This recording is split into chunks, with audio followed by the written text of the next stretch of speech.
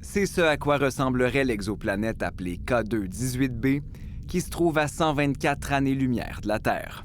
We have found evidence for possible biological activity. Et c'est dans l'atmosphère de cette planète, en utilisant le télescope James Webb, que des chercheurs britanniques et américains disent avoir découvert les indices les plus prometteurs jusqu'à maintenant d'une possible forme de vie à l'extérieur du système solaire.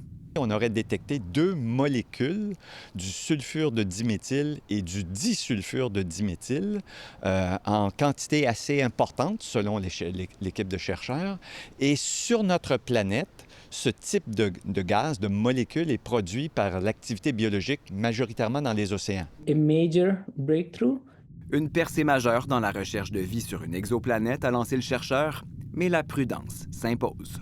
Parce qu'on a découvert, par exemple, dans certaines comètes, exactement les mêmes ingrédients chimiques, sulfure de diméthyle, disulfure de diméthyle, et dans les comètes, il n'y a pas de vie. Dans la communauté scientifique, de nombreuses voix invitent d'ailleurs à redescendre sur Terre.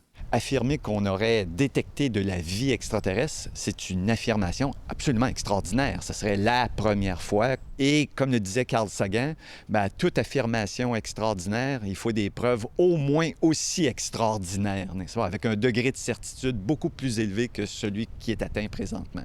L'équipe de chercheurs croit pouvoir obtenir des preuves plus claires d'ici 1 an ou 2. Et si cette fois n'était pas encore la bonne, ce ne sera que partie remise, souligne Robert Lamontagne. Nous sommes la génération qui va avoir la réponse.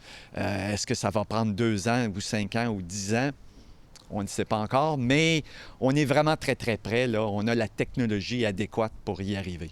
Parce qu'il demeure convaincu que la vie extraterrestre existe, reste maintenant à accomplir l'exploit, de le prouver. Ici Mathieu Papillon, Radio-Canada, Montréal.